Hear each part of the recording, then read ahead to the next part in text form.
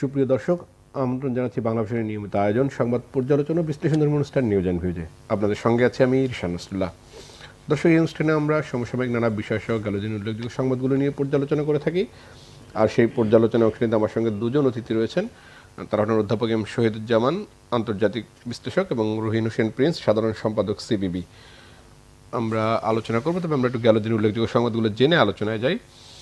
গেলদিন উল্লেখযোগ্য সংবাদগুলোর মধ্যে রয়েছে আশুলিয়ায় পোশাক কারখানা খুলতে না খুলতেই কয়েকটিতে বিশৃঙ্খলা, মহল বিশেষের উস্কানির অভিযোগ অর্থ উপদেষ্টার, আন্দোলনে গুরুতর আহতদের দেখতে হাসপাতালের ডক্টর ইউনুস, গণ অভ্যুত্থানের স্মৃতি রক্ষায় গণভবনকে জাদুঘর করতে শিগগিরই কমিটি গঠন, সীমান্তে ফেলানির মতো হত্যাকাণ্ড আর দেখতে চান না স্বরাষ্ট্র উপদেষ্টা, বিজেপিকে বাংলাদেশিদের অনুপ্রবেশ ঠেকাতে বলেছে বিএসএফ, বিতর্ক তৈরি করে এমন কিছু করবে না সরকার, জাতীয় সঙ্গীত পরিবর্তন প্রশ্নে সাফ জানালেন ধর্ম উপদেষ্টা, মানুষকে নিয়ে বিএনপির রাজনীতি বলছেন আমির খসরু।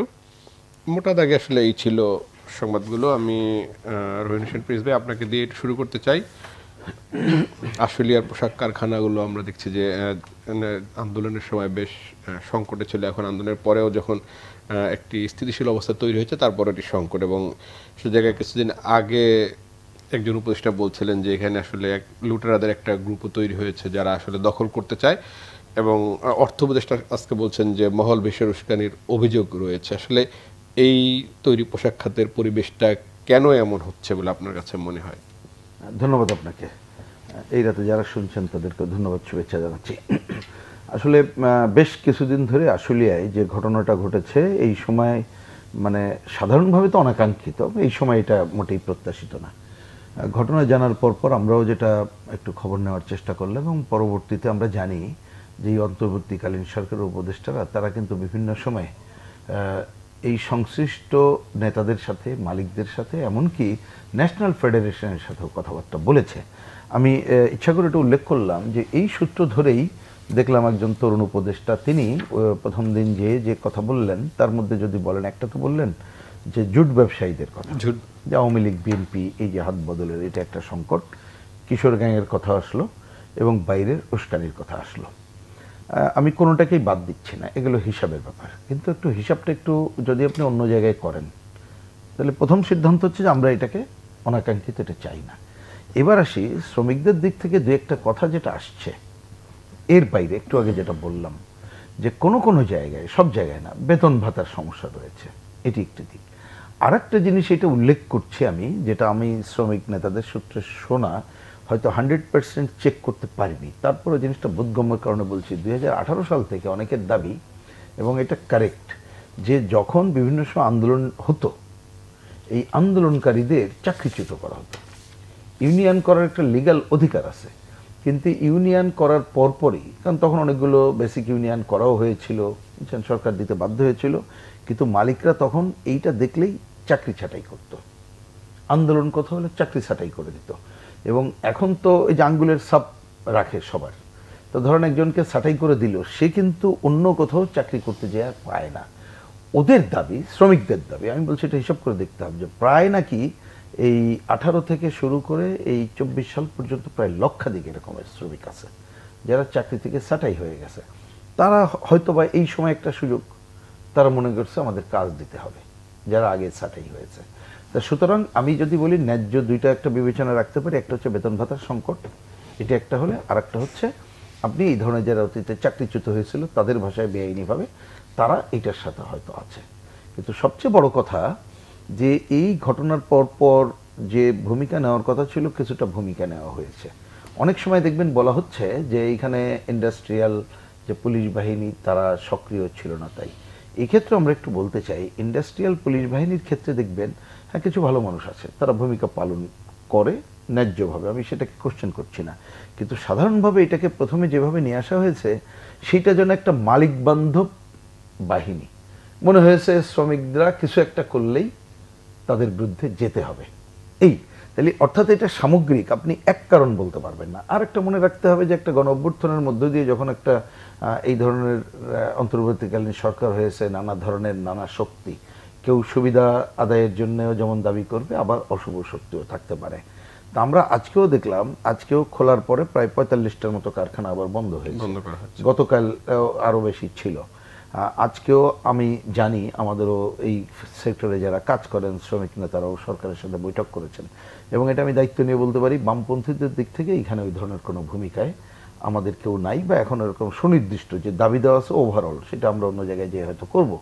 তা আমরা আশা করব যে আগামীকাল থেকে এটাকে যথাযথভাবে খোলা হোক, কিন্তু আমি বলছি যে সুনির্দিষ্ট কিন্তু করতে হবে, এক কথায় উত্তর দেওয়া উচিত না। যে যদি কোনো জায়গায়, যেমন আপনি প্রথম দিন, এটা আমি একটু বলি, আমি নাম উল্লেখ করছি না, যখন বৈঠক হলো তখন ওইখানকার একজন পুলিশের যিনি ঊর্ধ্বতন কর্মকর্তা ছিলেন, আমি বলছি 3-4 দিন আগে যখন প্রথম বৈঠক, তারা তখন বললেন যে হ্যাঁ আমরা একটা কারখানার খবর পেয়েছি যেখানে এই ধরনের বেতন বন্ধ। আমি জানি সরকারের পক্ষ থেকে আমি এটা পজিটিভ উদ্দেশ্যে দেখছি, আজকে একসময় ইন্ডাস্ট্রিয়াল পুলিশে আগে কাজ করতেন অভিজ্ঞ মানুষ, তাদেরকেও সমবেত করা হচ্ছে যে পজিটিভ জায়গা থেকে যাতে এটা করা হয়।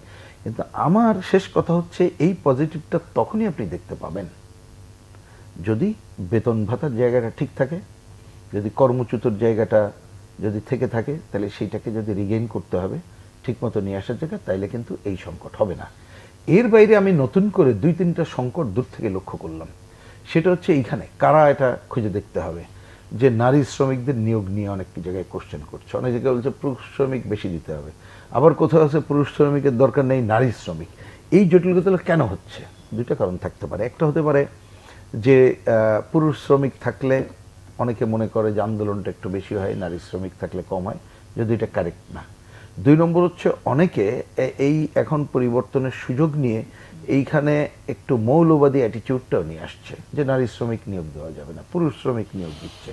তো সুতরাং আমি বলছি যে ওইখানে এক কথা উত্তর না দিয়ে যে একেবারে কেস টু কেস প্রত্যেকটা ঘটনা খুঁজে দেখতে হবে। আরেকটা বলি, প্রথম যেদিন হলো, আমি নাম উল্লেখ করছি না, আমরা খবর পেলাম যে একটা গার্মেন্টস বড়, আগের দিন তারা বলল শ্রমিকদের দাবি ছিল যে কি কি তোমাদের দাবি তোমরা করেছো এটা মেনে নেওয়া হচ্ছে, আগামীকাল এসে কাজে যোগ দাও।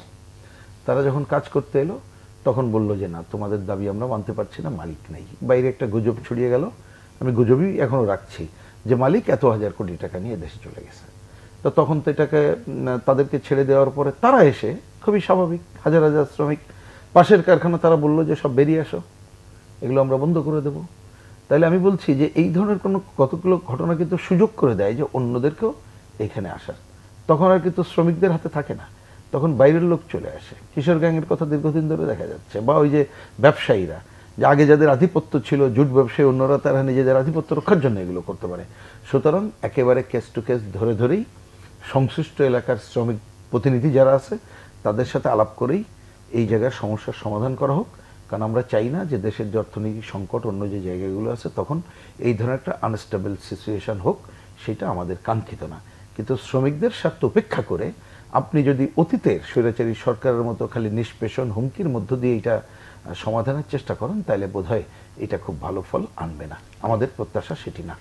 স্যার, আমরা এই তৈরি পোশাক খাতের ক্ষেত্রে অ্যাকোয়ার্ড অ্যালায়েন্সকে দেখেছি, বিদেশি সংস্থাগুলো জি স্যার বেশ কিছুদিন কাজ করেছে এগুলো নিয়ে, এবং বেতন ভাতার বৈষম্য যথেষ্ট দূর করেছে। তারপরেই শ্রমিক অসন্তোষ সেই জায়গা থেকে বাইরের কোনো ধরনের উস্কানি বা এটির ফলে আমাদের যে তৈরি পোশাক খাতের বাইরের যে বাজার, সেটি আসলে একটু হুমকির মুখে পড়বে কিনা? কারণ এমনিতেই একটা অস্থিতিশীল অবস্থা চলতেছিল দেশে দীর্ঘদিন থেকে।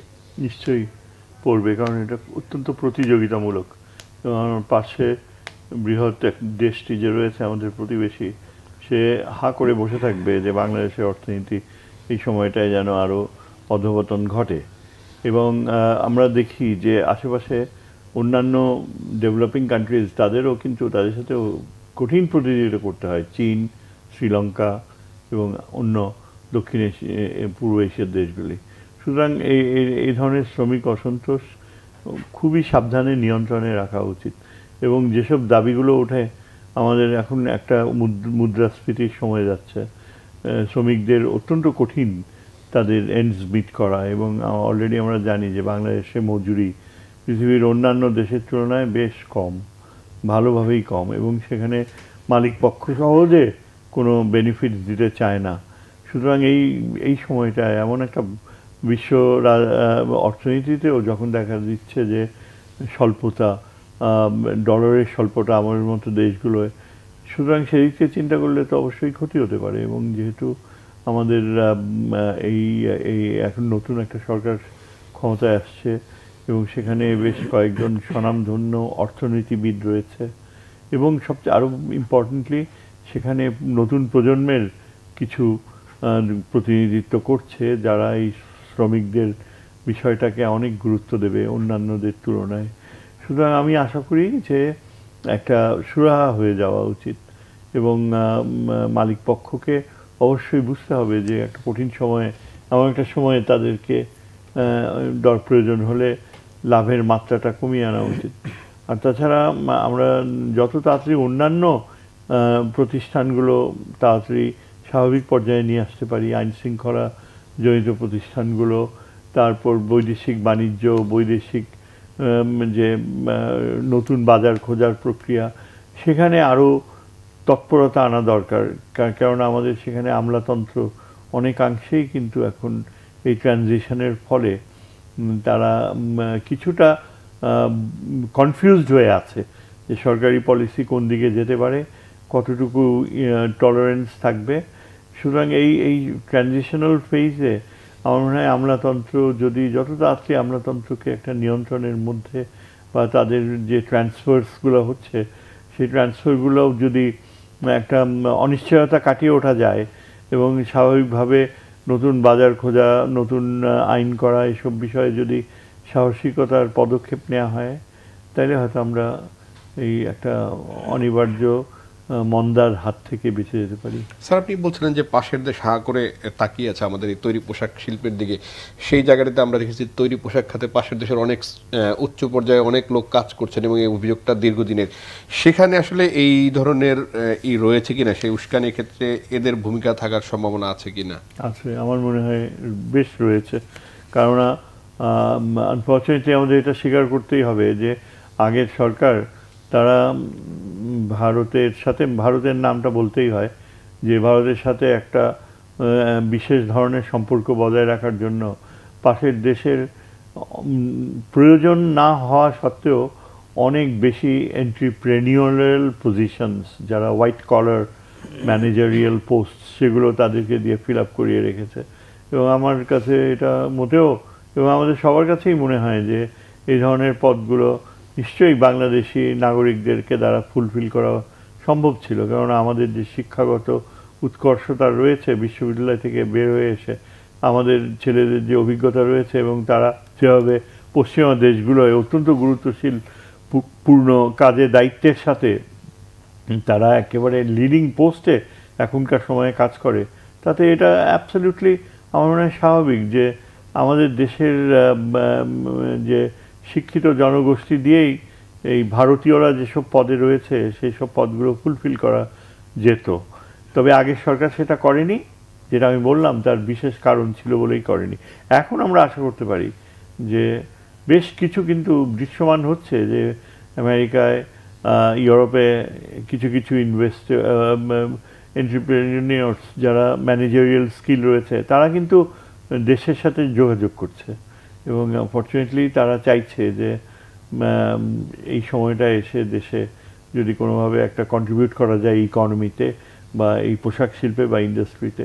আই এম শিওর, আমি এই যে আমরা দেখতে পাই যে 3 দিন আগে একজন বিশেষজ্ঞ, আন্তর্জাতিক সম্পর্কের বিশেষজ্ঞ, তাকে আমন্ত্রণ জানানো হয়েছে এবং তার যদি আপনার দেখেন তার যোগ্যতা অসাধারণ। আমি তো সিম্পলি অবাক হয়ে গিয়েছি। এবং 2টি স্বনামধন্য ইউনিভার্সিটিতে তিনি অধ্যাপনা করছেন, লন্ডন স্কুল অফ ইকোনমিক্সে আর ন্যাশনাল ইউনিভার্সিটি অফ সিঙ্গাপুর। এবং মার্কিন যুক্তরাষ্ট্রে তিনি এই ফিস্কাল মেজার্স, যে ব্যাংকের টাকা যেগুলো হারিয়ে যায় বা বিপর্যস্ত হয় সেগুলোকে আবার পুনর্জীবিত করা, ফিরে, এইটাই হচ্ছে তার স্কিল। এবং এখানে পশ্চিমা বিশ্বের অনেক ইনস্টিটিউটস তার সাহায্য নিচ্ছে, তিনি ওখানে কন্ট্রিবিউট করছে। এবং এই ভদ্রলোক এখন ঢাকায় এসছে এবং he is giving his service to his country. এবং আমার মনে হয় আমরা অদূর ভবিষ্যতেও কিছুটা হলেও ভালো সংবাদ পাবো যে আমাদের হারিয়ে যাওয়া এইসব চুরি করা এইসব মিলিয়নস অফ ডলার্স তারা হয়তো একটা সিংহভাগ ফেরত আনাটা সম্ভব হলেও হতে পারে। কেননা এ ধরনের স্কিলস আর এ ধরনের মেধা অত্যন্ত প্রযুক্তি ভিত্তিক প্রক্রিয়া প্রয়োগ করা এখন সম্ভব এবং সেটা করার ক্ষেত্রে বাংলাদেশি আমাদের দেশেরই সন্তান তারা কিন্তু সেটা সম্ভব করে তুলবে মনে হয়। প্রিন্স ভাই, একটা বিষয় যে আমরা যদি একটু ধরি যে 15ই জুলাই থেকে মোটা দাগে বলা যায় 8 আগস্ট এই পর্যন্ত দীর্ঘদিন তৈরি পোশাক খাত অনেকটা বন্ধই ছিল বলা যায়। সেই ক্ষেত্রে আসলে যেহেতু মালিকদের আয়ও বন্ধ ছিল, তাদের তো বেতন ভাতায় কিছু সংকট তৈরি হতে পারে। আর যেহেতু একটা নতুন সরকার দায়িত্ব নিয়েছে, ব্যাংকিং খাতের অবস্থা খুব একটা ভালো নয় সেই জায়গায়, এবং অ্যাকোয়ার্ড অ্যালায়েন্সের পরেও তো আসলে বেতনের মজুরি কাঠামো বেশ কয়েকবার পরিবর্তন হয়েছে, একটা ইতিবাচক ধারা যাচ্ছে। এই মুহূর্তে আসলে এই ধরনের আন্দোলনের যৌক্তিকতা আছে কিনা?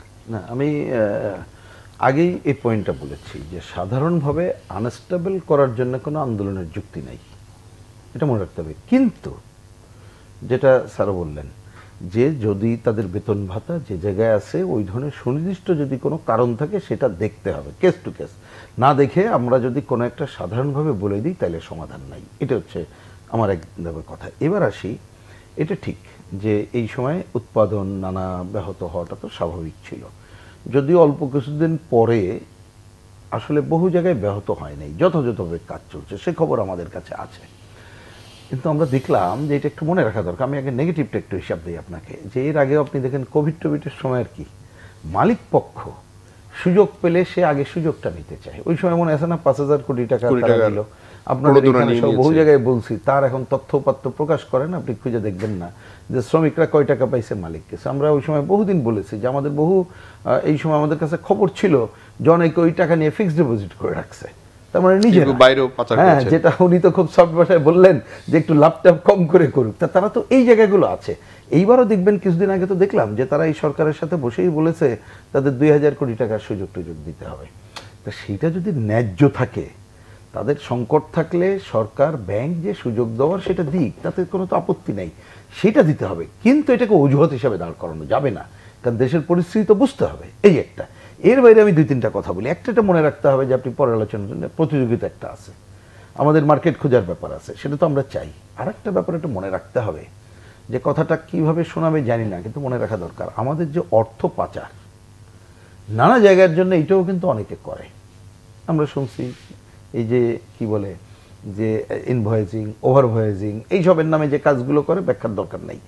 এখন যেহেতু একটা গভর্নমেন্ট পাচারের বিরুদ্ধে একটা পজিশন নিছে, আমি যদি কোশ্চেন করি, আমি জেনারেলাইজ করি যে কেউ যারা এ ধরনের ঘটে তারা তো একটু হতাশ হয়ে যেতে পারে, কিন্তু আমি বলছি যে এটাকে কঠোরভাবে এই জায়গায় নজরদারি করতে হবে।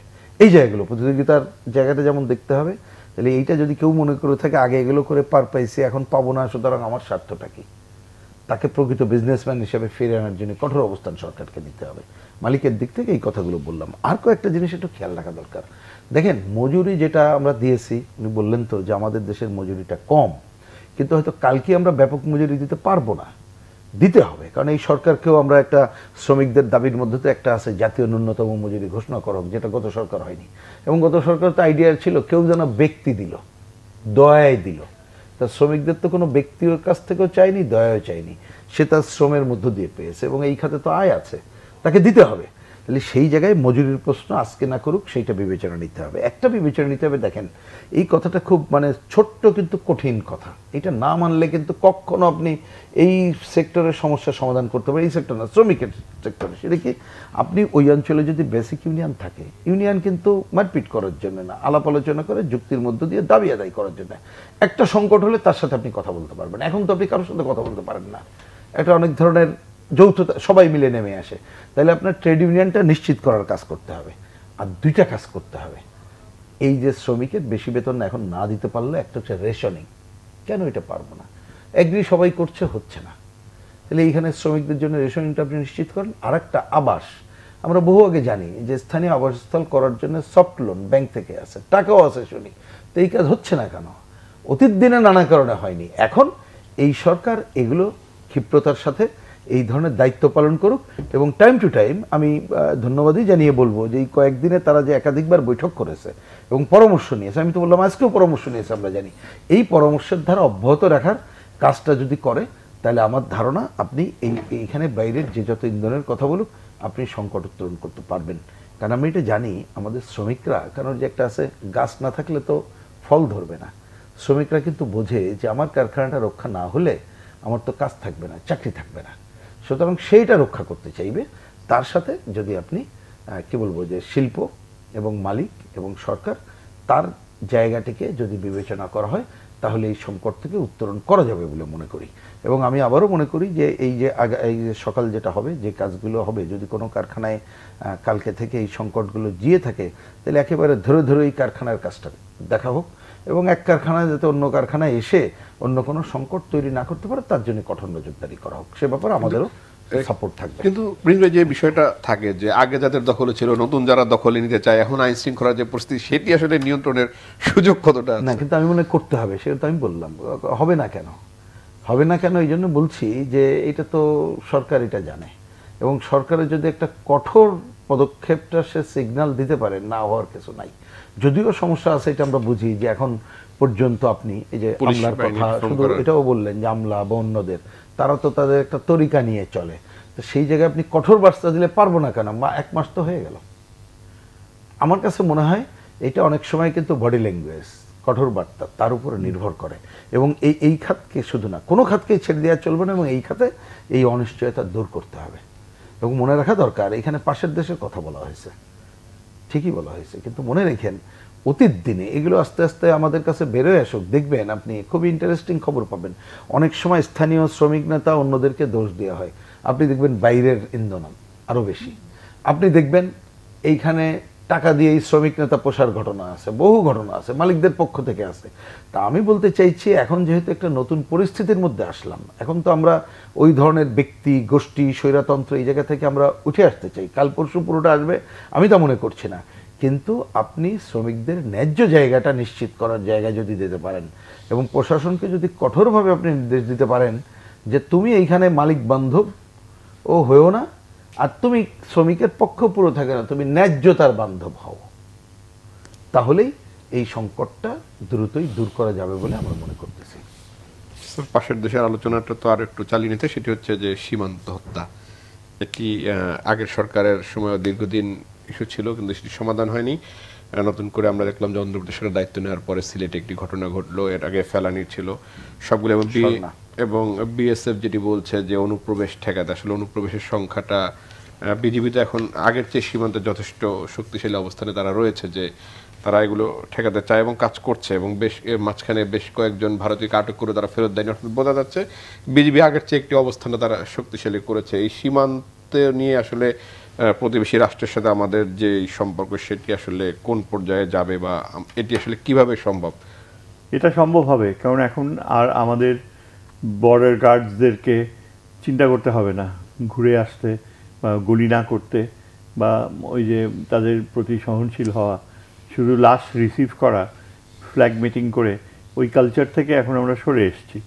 আমার যথেষ্ট বিশ্বাস রয়েছে, এবং যতটুকু আমি বুঝি, আমরা আশা করছি যে আমাদের এমন কিছু প্রস্তুতি চলছে, এবং প্রয়োজনে বাইরের থেকে আমরা এমন কিছু সহযোগিতা অর্জন করার পথে নেমেছি, যার ফলে আমরা আশা করি যে সেই আগেকার বাস্তবতায় চলে যাব, যে একটা বিএসএফ যদি আমাদের একজনকে মারে, আমরা 4টা বিএসএফকে সহায় দিতে পারবো।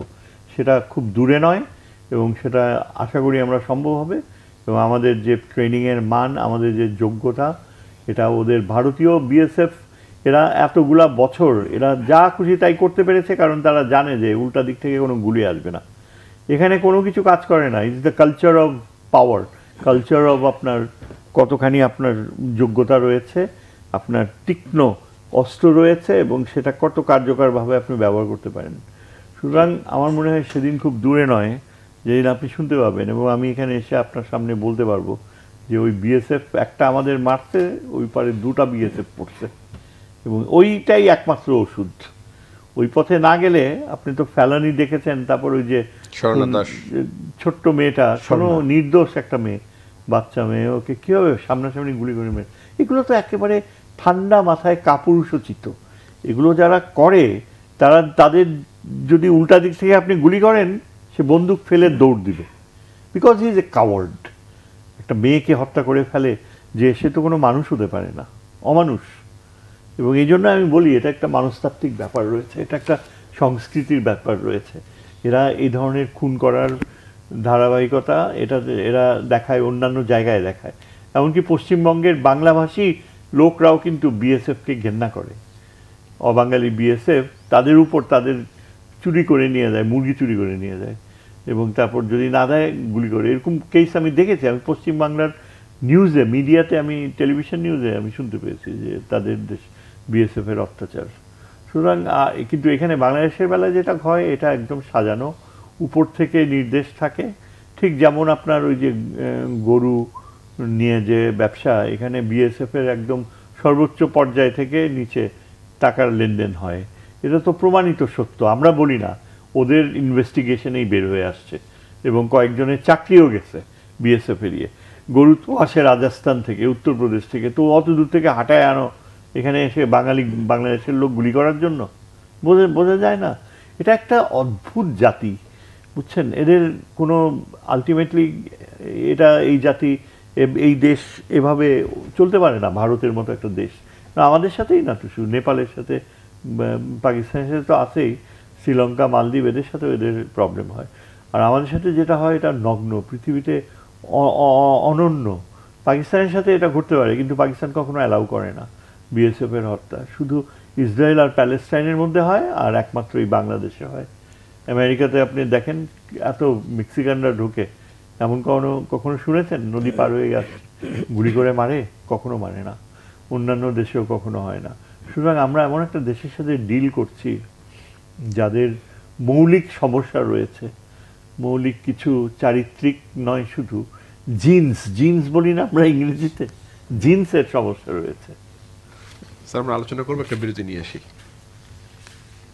দর্শক, নিউজ অ্যান্ড ভিউজে নিচে ছোট্ট একটি বিরতি, আমাদের সঙ্গেই থাকুন, ফিরবো কিছুক্ষণ পরেই।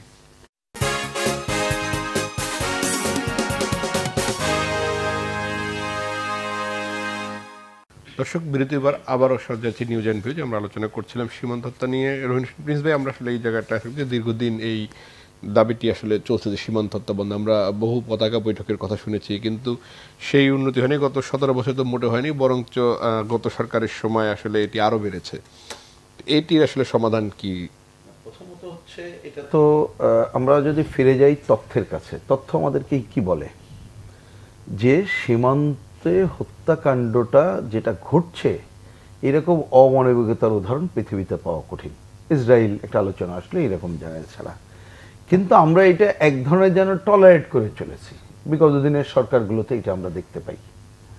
তাহলে এইখানে তো আমাদের টলারেট করার কোনো কারণ থাকার কথা না। এই ধরনের ঘটনা, এই যে সেই ফেলানি থেকে শুরু করে স্বর্ণা, এই ধরনের কেন ঘটনা ঘটবে? এগুলো তো একটা না, অনেকগুলো ঘটছে। এবং অতীত দিনের সরকাররা এইটার কি বলবো, যে এইটাকে নিয়ে যেভাবে কথা বলা দরকার এটা বলে নাই, এটা আমরা দেখেছি। তাহলে এটা একটা সমস্যা। আমি যেহেতু আলোচনাটা আসছে বলে এটা বললাম। এবার বিবেচনা করতে হবে তা আরেকটা, যে আমরা ভারত পার্শ্ববর্তী দেশ, জনগণের সাথে আমরা জনগণ ভালো সম্পর্ক চাই, এটা নিয়ে দ্বিধাদ্বন্দ্ব নেই। কিন্তু দীর্ঘদিন ধরে দেখছি যে তারা যে শাসক গোষ্ঠী ক্ষমতায় আসে, তার একটা নীতির উপরে তো একটা প্রধানত নির্ভর করে। তারা আমাদের দেশের উপরে আধিপত্যের কাজটা করে, অন্যান্য দেশের উপরও করে, সে আলোচনাটা আমি আর ওইটা গেলাম না। এবং অনেক দিন ধরে তাদের অর্থনৈতিক আধিপত্য, আপনি তো এটা দেখছি, ধরেন রামপাল বিদ্যুৎ কেন্দ্র করা থেকে শুরু করে বিদ্যুৎ কেন্দ্র, এই সমস্ত টাটার চুক্তিটা হয়তো আমাদের বোম্বেতে করতে পারেনি, সেটা অন্য জিনিস। এইগুলো তারা করেই চলেছে একের পর এক। এবং আমাদের দেশের সাথে তাদের যে অভিন্ন অনেকগুলো সমস্যা রয়েছে। তাহলে আপনি সীমান্ত হত্যা শুধু না, আরও যে সমস্যাগুলোর, তার যদি ন্যায্য সমস্যার সমাধান না হয়, আমরা পার্শ্ববর্তী দেশের সাথে বন্ধুত্বপূর্ণ সম্পর্ক চাই, কথা তো ঠিক, কিন্তু বন্ধুত্বপূর্ণ না হয়ে এই সংকট যতদিন জিয়ে থাকবে ততদিন সম্পর্ক যেন শত্রুতার সম্পর্কে পরিণত হচ্ছে, যেটা আমাদের কিন্তু কাঙ্ক্ষিত না। সেই বিবেচনায় আমার কাছে পরিষ্কার বক্তব্য, এখন আমাদের একটা অন্তর্বর্তীকালীন সরকার, এটা মনে রাখতে হবে, নানা ধরনের সংকটে আছি আমরা বা থাকবো, স্থিতিশীল অবস্থা করতে চাই। আমরা চাই না হুট করে, যেটা ওদের স্বরাষ্ট্রমন্ত্রী যে বক্তৃতা করলেন, আমি আজকে আমাদের দলের পক্ষ থেকে, বাম জোটের পক্ষ থেকে আমরা পরিষ্কার বলেছি যে এটা খুবই উদ্বেগজনক, এবং আমরা ব্যাখ্যা দাবি করেছি যে সে কোথায় রাশিয়া চীনের যুদ্ধ এবং মার্কিন মদদে যে ইসরায়েল গাজায় হত্যাকাণ্ড চালাচ্ছে, সেখানে ইসরায়েল হামাস যুদ্ধ বলে বাংলাদেশের শব্দটা নিয়ে আসলো। তাহলে এই আলোচনা, এটা মোটেই গ্রহণযোগ্য না। তার মানে বলছি যে এই সংকটগুলো থাকলে সে কিন্তু আরও নানা ধরনের সুযোগ পাবে। সুতরাং আমাদের সীমান্ত হত্যাকাণ্ড এ ব্যাপারে কঠোর বার্তা দিয়ে কোনো ঘটনা যাতে না ঘটে সেই ব্যবস্থা করতে হবে। কারণ একটা আন্তর্জাতিক রীতিনীতি আছে, গুলি করারও তো জায়গা আছে, ওই ব্যাখ্যায় গেলাম না। এই একটা শুধু এইটা দিয়েই কিন্তু সমাধান না। আমাদের একটা বড় জায়গা হচ্ছে দেখবেন যে আমাদের 54টা নদীর অভিন্ন উৎস হচ্ছে সেইখানে। তো এই সমাধান না হলে আপনি দেখবেন যে আমাদের সমস্যার সমাধান হচ্ছে না। আমরা যেহেতু পানি বন্টন নিয়ে সমস্যা হচ্ছে, পানি তিস্তা এই সমস্যা একেবারেই ক্রনিক ডিজিজের মতো হয়ে গেছে। আমরা এই জায়গাগুলো কিন্তু পাচ্ছি না, এবং এটা বাস্তব কথা। আমরা জানি যে ভারত সেই যায়, এটা বলতেই নিজেদের কাছেও খারাপ লাগে, কিন্তু আমরা অল্প স্বল্প যখন গেছি দেখছি বাংলাদেশ সম্পর্কে তাদের ভুল ধারণাটাই সাধারণ মানুষ অন্যদের কাছে বেশি, ভুল তথ্যটাই অনেক কিছু বেশি। তাহলে সুতরাং আমি বলছি যে তাহলে টোটালিটিতে কিন্তু কাজ করতে হবে আপনি। হ্যাঁ, তো উনি আমার বিবেচনায় কোভিড থেকে হোক যে কোনো কারণে বললেন একটা মাল্যটা করতে হবে, সেটা হচ্ছে আমরা কিভাবে জবাব দেব সময় বলে দেবে। আমি বলতে চাচ্ছি যে টোটালিটিতে আমাদের পাশের দেশ, আমি মুক্তিযুদ্ধের মধ্য দিয়ে অর্জিত বাংলাদেশ, 30 লক্ষ শহীদের রক্তদানে অর্জিত দেশ, স্বাধীন সার্বভৌম দেশ। সুতরাং এই স্বাধীন সার্বভৌম দেশের স্বাধীন পরিস্থিতি বিবেচনায় রেখেই আমরা কিন্তু পাশের দেশের সাথে আমরা সম্পর্ক রাখবো। তার আধিপত্যকে আমরা মেনে নেব না, এবং সে সাম্রাজ্যবাদ আমাদের উপরে ভারতের মাধ্যমে আমাদের উপরে আধিপত্য করবে তাও আমরা মেনে নেব না, এবং আমরা আমাদের রাজনৈতিক আধিপত্য বিস্তারও তাকে কোনো সুযোগ দেবে না, যেটা অতীত দিনে ঘটেছে। সেই জায়গায় আমরা আমাদের সমমর্যাদার ভিত্তিতে চাইব, যার জন্য ঝুলে থাকা যে সংকটগুলো আছে এটা সব সমস্যার সমাধান করতে হবে। আমরা জানি যে আজকে রাস্তা নির্মাণ, আমাদের করিডোরের নামে কত ধরনের ঘটনা ঘটছে, এইগুলো সব ফাইন্ড আউট করে আমরা মনে করি যে পরিষ্কার তাদের সাথে দ্বিপাক্ষিক আলাপ আলোচনার মধ্য দিয়ে যদি সমাধান যেটা হয় হবে, না হলে আন্তর্জাতিক অঙ্গন আছে যেখানে যে পানির সমস্যা সহ সেই জায়গায় যেতে হবে, এবং মাথা উঁচু করেই আমরা আমাদের নিজের অধিকার, নিজের স্বার্থ সেইটাকেই প্রধান বিবেচনা করে করতে হবে। আর আমি মনে করি এই কাজ করার জন্য একটা জিনিস লক্ষণীয়, এটা আজকে আপনাকে যে টোটালিতে আলোচনা হচ্ছে এই জন্য বলি, আমাদের মধ্যে দেখবেন দুইটা ট্রেন্ড এটা আছে, নাই আমি তা বলবো না। একটা আছে একেবারে গড়ে এন্টি ইন্ডিয়ান ট্রেন্ড, সেইটাও যেমন কাঙ্ক্ষিত না। অতীত দিনে অনেক সরকার গড়ে ইন্ডিয়ার সাথে বন্ধুত্বের ট্রেন্ড, মানে কিছু সে অন্যায় করলো আমার বলতেও যেন দ্বিধা হয়েছে। এই দুই জায়গা থেকে ফিরে এসে আমি আমার অধিকার, আমার ন্যায্যতা, আমার স্বার্থ এইটা বিবেচনা করে যেতে পারি, এবং বাংলাদেশের মানুষ যদি প্রকৃত তথ্যের উপরে দাঁড়ায়, তাহলে দেখবেন তার যে কোনো আধিপত্যবাদী ট্রেন্ড রোখার জন্যে পুরো আমাদের বাঙালি আদিবাসী মিলে আমরা যে জনগোষ্ঠী, আমরা কিন্তু ঐক্যবদ্ধ হয়ে আছি, শুধুমাত্র আবেগের বশবর্তী হয়ে না, আমাদের নিজেদের অধিকার রক্ষার জন্য। এবং সেইটা যদি করতে পারি, আমি দৃঢ়ভাবে আমার দলের দিক থেকে মনে করতে বলতে চাই, দেখবেন ভারত পিছাতে বাধ্য হবে। কিচ্ছু না, আপনি পাশের ছোট দেশ মালদ্বীপকে আমরা দেখি নাই, আমরা নেপালকে দেখি নাই যে আধিপত্য তারা বিস্তার করত, কিন্তু তার শাসক এবং ওই দেশের জনগণ যখন রুখে দাঁড়িয়েছে তখন কিন্তু তাদেরকে একটু লেজ গোটাতে হয়েছে। সেই সময়টা বোধহয় আমাদের দেরি করা উচিত না, সেই কাজটা আমাদের করা উচিত। স্যার, প্রিন্স ভাই যেটি বললেন, মোটামুটি দর কষাকষির মাধ্যমে নিজেদের অবস্থানটা তৈরি করে নেওয়া বাংলাদেশের জন্য, সেই জায়গায় আসলে বাংলাদেশের সুযোগ কদরে আমরা যদি দেখি যে ভারতের স্বরাষ্ট্রমন্ত্রীর যে বক্তব্য, সামরিক বাহিনীকে প্রস্তুত রাখা, কিংবা আমরা যদি বলি যে শাসক পতিত স্বৈর শাসককে আশ্রয় দেওয়া এবং সেটির কোনো ব্যাখ্যা না দেয়া, এইগুলোর মাধ্যমে আসলে এই সম্পর্কটি আসলে টেনে নেওয়ার সুযোগ আছে কিনা? না, সুযোগ নেই। এ কারণেই যে ভারত যে প্রোপাগ্যান্ডা ওয়ারফেয়ার শুরু করেছে বাংলাদেশের বিরুদ্ধে, আপনি যদি মিডিয়া দেখেন, এবং বিভিন্ন শত শত ভারতীয় থিঙ্ক ট্যাঙ্ক, এই রিটায়ার্ড আর্মি জেনারেলস, রিটায়ার্ড কূটনীতিক, তারপর গবেষণা ইনস্টিটিউটের প্রাতিষ্ঠানিক হেড, আমাদের এখানে থাকা বাংলাদেশে ভারতীয় রাষ্ট্রদূত, যেমন ওই যে বিনা সিকরি এক মহিলা, আরেকজন ছিল চক্রবর্তী, চক্রবর্তী বাঙালি। এদের এই যে এতগুলো থিঙ্ক ট্যাঙ্ক, এই যে গত 2-3 সপ্তাহ 1 মাস থেকে তারা যে অপপ্রচার শুরু করেছে, এটা যদি আপনি শোনেন তখন বুঝতে পারবেন যে কোনো ল্যাক অফ কমিউনিকেশন বা যোগাযোগের মাত্রা, কিংবা ধরেন আমরা যদি সব জাতি একতাবদ্ধ হয়ে তাদেরকে যে চাপ দিব, এই ধরনের বাস্তবতার চেয়ে অনেক দূরে। কেননা সেখানে তারা একেবারে নির্জলা মিথ্যাকে সরাসরি সত্যি, এবং এটা কেন করছে?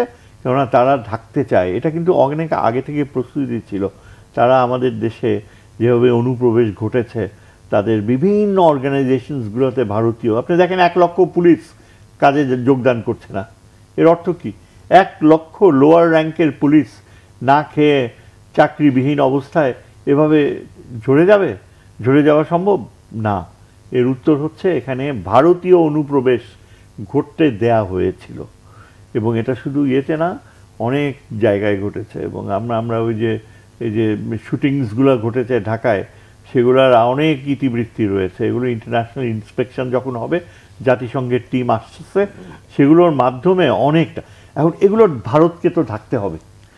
ভারতের চিন্তা হলো যে বাংলাদেশের তারা যা প্ল্যান করেছিল, আর একটা বছর সুযোগ পেলে কিন্তু তারা বাংলাদেশে তাদের একটা স্থায়ী উপস্থিতি করে ফেলতো। সেনাবাহিনীর অন্তত একটা ডিভিশন, যে আমরা এখানে ট্রেন লাইন করতেছি, আমরা এখান দিয়ে রাস্তায় বাস যাচ্ছে, আমাদের অনেক আর্মস যাবে উত্তর পূর্ব ভারতে, এগুলোর প্রোটেকশনের জন্য আমাদের স্থায়ী একটা ডিভিশন করতে হবে। এই পথে যাওয়া কিন্তু আপনি ঠেকাতে পারতেন না, কেননা সামরিক ক্ষেত্রে আমরা দেখেছি এগুলো। আমি একজন আন্তর্জাতিক সম্পর্কের বিশারদ হিসাবে কম্প্যারেটিভ স্টাডি করে দেখছি যে ইস্ট ইউরোপে রাশিয়া এই পথে তারা কাজ করত। আফ্রিকার কিছু দেশে দেখা যায় যে শক্তিশালী কোনো দেশ কোনো দুর্বল দেশের বিরুদ্ধে এরকম করেছে, এবং ভারতের পক্ষে এই আচরণ করা, যে আমাদেরকে একেবারে স্থায়ীভাবে একটা রাষ্ট্র বলে, যে কি জানি বলে বাংলায় শব্দটা, ভ্যাসেল স্টেটের তরাগ রাষ্ট্র না তরক রাষ্ট্র, চরক রাষ্ট্র, একটা ওই ধরনের একটা শব্দ আছে। সুতরাং এটা করতে হলে ভারতের যে প্রোপাগ্যান্ডা মেশিনারি, তারা সম্পূর্ণভাবে বলে যাচ্ছে যে এই সরকার যে এসছে ক্ষমতায়, এটা হচ্ছে মৌলবাদী সরকার, আমরা নাকি মৌলবাদী সরকার। হ্যাঁ, অথচ তাদের দেশে এই মৌলবাদী প্রথম পর্যায়ে তারা বলেছিল যে সেনা সরকার, এরপরে সেখান থেকে মৌলবাদী। এখন ছাত্রদের যে উত্থান হয়েছে, কে বলছে? বিনা সিকরির মতো একজন কূটনীতিক, যিনি ঢাকায় থেকেছেন, এখন দিল্লির জামিয়া মিল্লা ইউনিভার্সিটির প্রফেসর, এবং উনি সরাসরি এখন তার মাত্রা একেবারে, মানে আমি তাকে স্টাডি করেছি যে বিভিন্ন সপ্তাহে, এক এক সপ্তাহ পর পর তার ন্যারেটিভটা কীভাবে বদলাচ্ছে। এবং এই মহিলা, আমি কি বলবো, আমি মানসিক বিকারগ্রস্ত বললে তো ভুল হবে, কারণ উনি এখনও খুব অ্যাক্টিভ প্রফেসর একজন। সুতরাং ধরেই নিতে হবে যে তার ন্যারেটিভগুলো ইচ্ছাকৃত। এবং তিনি বলছেন যে আমাদের পুরা ছাত্র সমাজ এখন মৌলবাদী হয়ে গেছে, জামাতের জামাত হ্যাজ টেকেন। এবং তার যে ইংরেজি বলার ভঙ্গি, আপনি চরম ঘৃণার বহিঃপ্রকাশ, মনে হয় যেন আমরা একটা অসভ্য জাতি, এবং সভ্যতার প্রতীক হচ্ছে এই ধরনের উত্তর ভারতীয়, এই ধরনের ব্রাহ্মণ্যবাদের প্রতীক, যারা এই যে বিনা সিকরির মতো, বা ওই মিস্টার চক্রবর্তী অ্যাম্বাসেডর ছিল। এখন এটা ওরা করে যাবে, আপনার দেখবেন, আপনি টকশোগুলো শুনে দেখেন, মাই গড, ওই প্রথমেই বলে নিবে যে Bangladesh is trying to flirt with Pakistan, আমরা পাকিস্তানের সাথে গিয়ে করছি, আমেরিকানরা ইচ্ছা করে বাংলাদেশের কথা বিশ্বাস করছে, আমাদের কথা বিশ্বাস করে না। আমেরিকানরা কি শুরু করে দিল। আর জেনারেলরা বলে যে ওই যে 25 মাইলের করিডোর, এটা আরও 30 কিলোমিটার বাংলাদেশের অংশ দখল করে নিতে হবে। General Bakshi, major general Bakshi, সে কিন্তু গোয়েন্দা বাহিনীতে ছিল। এই 3 দিন পর পর তিনি এক একটা টকশো করে, এবং সেখানে তিনি সরাসরি বলতেছে যে আমাদের উত্তরের ওই যে টিপটা 25 মাইল জায়গা ভারতীয় সেনাবাহিনী দখল করে নেবে, রাশিয়ান মডেল ফলো করবে। ওই যে রাশিয়া যেমন জর্জিয়ার উত্তর পূর্ব অংশ আবখাজিয়া দখল করে, সেখানে কি করছে, রাশিয়ান স্পিকিং জর্জিয়ানসদেরকে ওইখানে বসিয়ে দিচ্ছে, বসে ওইটাকে রাশিয়ার অংশ করে ফেলছে। এখন ওরা বলতেছে যে বাংলাদেশের জেনোসাইড হচ্ছে, হিন্দু মেরে শেষ করে ফেলতেছে, কি করব, এখন কি করা যায়, ওই বাংলাদেশের হিন্দুদেরকে নিয়ে ওই উত্তরে নিয়ে সেটেল করা, ওইটা একটা দখল করে স্বাধীন। This is being said by no one less than major general Bakshi, আমার নিজের কানে শোনা। এবং উনি এ ধরনের চিন্তা ওরা শুরু, আগে এটা কখনো আমরা কল্পনাই করতে পারতাম না, কখনো শুনি নাই এসব কথা। তারা আমাদেরকে অনেক কিছু সীমা, কিন্তু সরাসরি আমাদের জায়গা দখল করে নিবে, এ ধরনের ভাষা এর আগে কখনো শুনি নেই। এটা আসবে স্যার। একটা বিষয় হলো যে একদমই বলাই যায় ভারতের এখনকার অবস্থানটা আসলে বাংলাদেশের জন্য খুব একটা সুখকর না। এর আগে আমরা দেখছি গত সরকারের সময় নির্বাচনগুলোতে তারা বেশ আধিপত্য বিস্তার করেছে, এবং বলা যায় 2টি নির্বাচনে তো তারা একদম নিজেরা স্বীকারই করেছে। এবং আগে জাতীয় পার্টির যে এরশাদ ছিলেন, তাকে জোর করে নির্বাচনে আনার ব্যাপারে তারা যে উদ্যোগ নিয়েছে, তাদের সেই অনুশোচনার পরিবর্তে তারা এখনো জোর জবরদস্তি করার চেষ্টা করছে। এটি আসলে বন্ধুত্বের ক্ষেত্রে কোনোভাবে ইতিবাচক হয় কিনা? না, এটা তো আপনি বন্ধুত্বের ক্ষেত্রে ইতিবাচক না। আমি আগের পার্টে বলেছি যে এই ধরনের ঘটনা ঘটতে থাকলে অনেক সময় বলে না, এটা আমরা অনেকদিন ধরে, আমি জাস্ট বোঝার জন্য শব্দটা আনছি, এই যে রামপালে যে প্রজেক্ট করলো ওটা দেখবেন কি বাংলাদেশ ভারত মৈত্রী এই প্রজেক্ট আছে না, আমরা কিন্তু তখন বক্তৃতা করে বলতাম যে এই যেটা করছো, এই যে চিরস্থায়ী বন্ধুত্বের কথা বলছো, চিরস্থায়ী শত্রুতায় রূপান্তরিত হবে। এটা কিন্তু আমরা ওই সময় বলেছিলাম। তা আপনি ওই সূত্র ধরে বলছি যে কথাগুলো এখন আসলো, যদি এইগুলো সংকটের সমাধান না হয় তাহলে আপনি বন্ধুত্ব কেন, আলটিমেটলি শত্রুতার পরিমাণ আরও বাড়বে, যা কারোর জন্য কাঙ্ক্ষিত না এবং কারোর জন্যও ভালো না। কারণ আমাদের এইটা এনার্জি নষ্ট করা আমাদের জন্য ভালো না, কিন্তু তারা হয়তো আমাদেরকে বাধ্য করতেছে, এটা হচ্ছে ব্যাপার। সুতরাং সেইটা কোনো কাঙ্ক্ষিত বলে আমরা মনে করি না। এখন এখানে দাঁড়িয়েছে কি, যে কথাগুলো এখন আসছে কতগুলো জিনিস, এইটা কিন্তু মানে উনিও বললেন এবং বাস্তবতা এইটা আছে। সেই জায়গা থেকে উত্তরণের জন্যে আমি আমাদের দিক থেকে বলছি যে আমাদের যেমন ওরা একটা, হ্যাঁ এই যে প্রপাগান্ডা করছে, এখন আরও বেশি করছে, হয়তো সবটা আমি শুনতে পারি না, উনি যেহেতু আন্তর্জাতিক সম্পর্ক বিভাগের, ওনার এইটা স্পেশাল সাবজেক্ট, যেমন বিনয় শিখরে অত আমার শোনার সুযোগ হয়নি, কিন্তু এই যে বক্সি তার কথা শোনা কারেক্টলি খুবই, যেটা বলে এটা কি বলবো, যে ভদ্র ভাষা ইউজ করাও আমার জন্য কঠিন হয়ে যাবে বলে বলছি না আমি, কিন্তু বলছি যে এইগুলো গ্রহণযোগ্য না। আমাদেরকেও এইটার মধ্য দিয়ে বেছে বের করে, আমার পয়েন্টটা হচ্ছে যে আমাদের যে সংকটগুলো তারা যে দীর্ঘদিন করে রাখছে, প্রকৃত তথ্যপত্রের মধ্য দিয়েও আমাদেরও সেই প্রপাগান্ডাগুলো নিয়ে যেতে হবে, এটা একটা দিক। আর আপনি যেটা বললেন, আমি আগের পার্টে বলেছি, বাংলাদেশের রাজনীতিতে তাদের যে ন্যাক্কারজনক হস্তক্ষেপ এর আগে যে 2টা নির্বাচনে হয়েছে এবং তারা রাগ ঢাক না করে করেছে। এরশাদ সাহেবকে যেভাবে তুলে নিয়ে গেল কি সুজাতা সিং, আমরা জানি প্রত্যেকটা ঘটনায়। এবং বাংলাদেশে এটা বলতেও লজ্জা করে, আমাদের বহু, আমরা তো জানি এই যে যারা রাজনীতির বহু মানুষ আছে, তারা যে সেলফ ভারতের কাছে যেন নিজে বিক্রি হওয়ার কাজটাও করেছে ব্লেসিং পাওয়ার জন্য। এই ঘটনাগুলো ঘটেছে, তা সেইগুলো তো আছে, তা সেইটা আমাদের কারোর জন্য মোটেই মঙ্গলজনক নয় এবং একটা স্বাধীন সার্বভৌমত্ব দেশের জন্য অত্যন্ত ক্ষতিকর জায়গায়। সুতরাং এর বিরুদ্ধে আমরা তো মনে করি যে এই যে সংকটগুলোর কথা আগে বললাম, প্রত্যেকটা জায়গা আমার ন্যায্যতা কি, সেই ন্যায্যতাকে ধরে আমি আমার কথাটা আরো শার্প করতে হবে। আরেকটা কথা এখন আসছে, ওপেন হয়ে গেছে কথাটা আমরাও দূরের থেকে মনে করি এটা কারেক্ট, শেষ করি, যেটা হচ্ছে তারা যেন একটা বিশেষ দল মনে করে যে ওরা ক্ষমতায় না থাকলে আর বাকি সব যেন মৌলবাদী হলো। এবং বাংলাদেশ সম্পর্কে কত ভুল ধারণা, এইটা আমরাও যখন যাই, আমাদের যখন জিজ্ঞেস করে, আমরা যখন উত্তর দিই, তারা যেন তাকায় দেখে মনে করে আমরা ঠিক কথা বলছি না। মানে আপনি পুজো পার্বণ হওয়া থেকে শুরু করে অন্য বিষয়ে বলতে চাইলাম।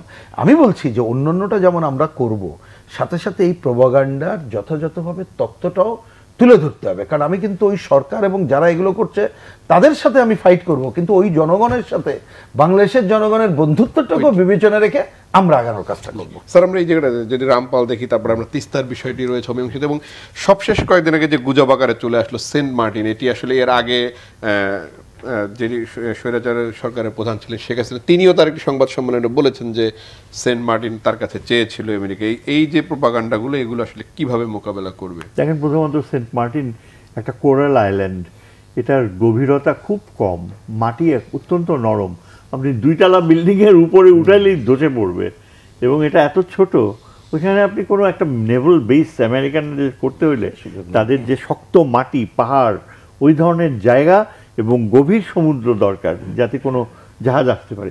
সেন্ট মার্টিনের কোনো গভীরতা নাই, এবং সেখানে আপনি একটা কোরাল আইল্যান্ড, সেখানে এমন বিশিষ্ট জীব প্রক্রিয়া রয়েছে যেটা প্রোটেক্ট করতে হবে। সেখানে যত কম জনবসতি, যত কম ডিস্টারবেন্স, যত কম বড় বড় জাহাজ আসবে, ততই ওইখানে জীব বৈচিত্র্য গড়ে উঠবে। সেই আইল্যান্ডটা কেন আমেরিকা নিতে চাইবে? আজ পর্যন্ত কোনোদিন দেখি নাই আমি এত ইন্টারাকশান হয় মার্কিনী বিশেষজ্ঞদের সাথে, কোনোদিন তারা বলে নাই যে তাদের আগ্রহ হচ্ছে সোয়াচ অফ নো ল্যান্ড। আমি জানি না আপনি শুনেছেন কিনা, ওই দুবলার চরের 50 কিলোমিটার দক্ষিণে বিরাট 1800 স্কোয়ার মাইল, আপনার ওটা এত গভীর, আপনার লক্ষ লক্ষ বছর আগে এটা সৃষ্টি হয়েছে, যেখানে পুরো হিমালয়ের আপনার এভারেস্ট ডুবে যেতে পারে, এত গভীর। ওইখানে আপনার প্রচুর জৈব জীব বৈচিত্র্য রয়েছে, ওয়েল রয়েছে, রয়েছে, এবং সাবমেরিন যে ওইখানে 6 মাস বসে থাকতে পারে, ওই জায়গাতে যদি ওরা বলতো যে আমেরিকানরা চায় যেতে, তাহলে একটা না হয় বিশ্বাসযোগ্যতা থাকতো। সুতরাং আমার মনে হয় না যে এগুলো সব গুজব। জি, আলোচনা অংশ নেওয়ার জন্য অধ্যাপক এম শাহিদুজ্জামান এবং রহিম হোসেন প্রিন্স, আপনাদের দুজনকে অসংখ্য ধন্যবাদ। দর্শক, নিউজ অ্যান্ড ভিউজ থেকে আজকের মতো বিদায় নিচ্ছি। ভালো থাকবেন, সুস্থ থাকবেন, শুভরাত্রি।